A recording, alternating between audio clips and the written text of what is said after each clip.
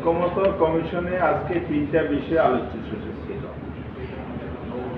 একটা হলো উপজেলা পর্যায়ে আদালত সম্প্রসারণ, অধস্তন যে আদালত আমাদের সেটা সম্প্রসারণ। সেকেন্ড হলো জরুরি অবস্থা জারি করা। তৃতীয় হচ্ছে নারী আসন জাতীয় সংসদ। তো শেষের দুটো এখনো প্রপারলি কোনো ডিসিশন বা কনক্লুশনে আসে নাই। আলোচনাটা শুরু হয়েছে উপজেলা পর্যায়ে যে আদালত, সে আদালত দিয়ে শুরু হয়েছে।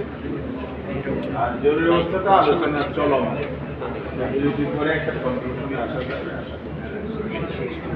তখন আমরা আবার পুনরায় ডিটেলে কথা বলবো।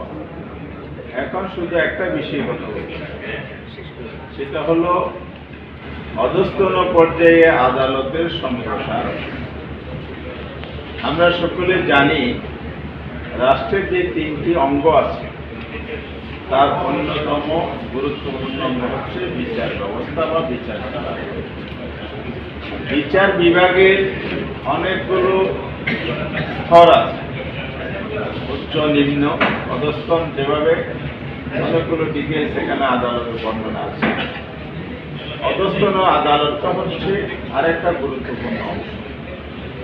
সেটা বর্তমানে ডিস্ট্রিক্ট লেভেলে একটা ব্যাপ্তি আছে বড় আকারে, আর অন্যান্য আদালত, ম্যাজিস্ট্রেট আছে, ট্রাইব্যুনাল, নানান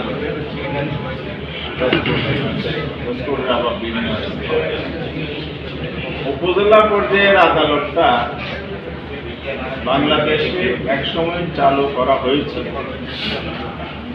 এখান থেকে আবার ব্যাক করা হয়েছে। যেমনটি সুপ্রিম কোর্টের হাইকোর্ট বেঞ্চও বিভাগীয় পর্যায়ে ছিল, আবার ব্যাক করা হয়েছে। এগুলো জটিল বিষয়, আমি এখানে কথা বলতে চাই না। অধস্তন আদালতের বিকেন্দ্রীকরণ, জেলা থেকে উপজেলা পর্যন্ত নিয়ে যাওয়ার বিষয়ে বাংলাদেশ জামায়াত ইসলামের পক্ষ থেকে ঐক্যমত কমিশনের যে প্রস্তাবটা দিয়েছে, এটা আমরা সমর্থন করেছি। কারণ কি? কারণ হচ্ছে আজকের যে ঐক্যমত কমিশন, আজকের যে অন্তর্বর্তীকালীন সরকার, আজকে যে বাংলাদেশের জনগণের যে সামগ্রিক অবস্থানটা, 5ই আগস্টের পরিবর্তনের যে জন আকাঙ্ক্ষা, সেটাকে কেন্দ্র করে। তাহলে আমরা জনস্বার্থে আদালতকে জনগণের দোরগোড়ায় নিয়ে যেতে চাই। কারণ হচ্ছে একজন উপজেলা বসবাসকারী নাগরিক বিচার প্রার্থী যদি হন, তাকে কমিউনিকেশনের যে বিরাট জটিল অবস্থা, কষ্টকর অবস্থা অতিক্রম করে তাকে ডিস্ট্রিক্ট হেডকোয়ার্টারে যেতে হয়।